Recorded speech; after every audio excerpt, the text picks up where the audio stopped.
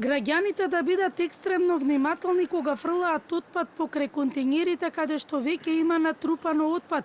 По враќањето во домовите да ги дезинфицираат обувките.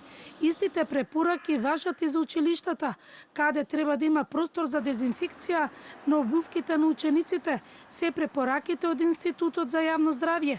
Исто така, посебно внимателни треба да бидат оние кои работат со отстранување на отпадот да носат ракавици и маска KN95.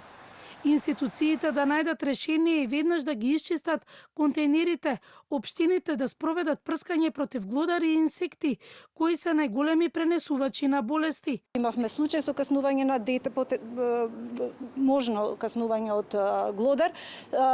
И оттаму е нашата препорака и апел до институциите кои што се надлежни согласно закон да си ја работат работата согласно законот и да спречат поставување на контейнери во близина на здравствени институции, училишта, доколку евентуално некој дојде во контакт и со исцедокот од контейнерите, без разлика на возраста, убаво е повторно да ги измие рацете и по можност сите ние да поставиме дезинфекциони бариери пред нашите станови. Стабилна е состојбата на 10-годишното дете кое беше каснато од стаорец.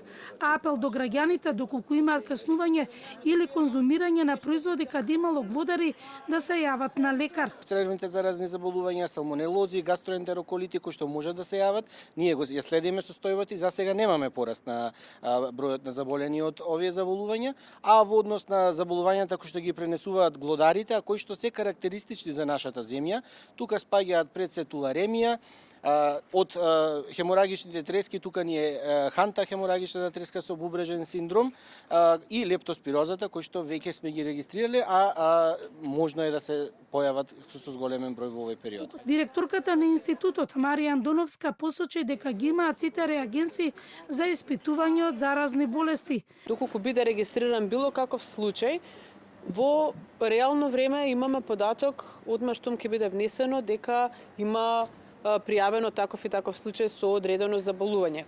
И ние секако тоа го следиме, нашите епидемиолози тоа го следат, доколку забележат дека има отстапување, зголемување од бројот, ние повторно соодветно ќе реагираме. Исто така, институтот располага со сите реагенси кои што можат да ги докажат или не сите овие причинители.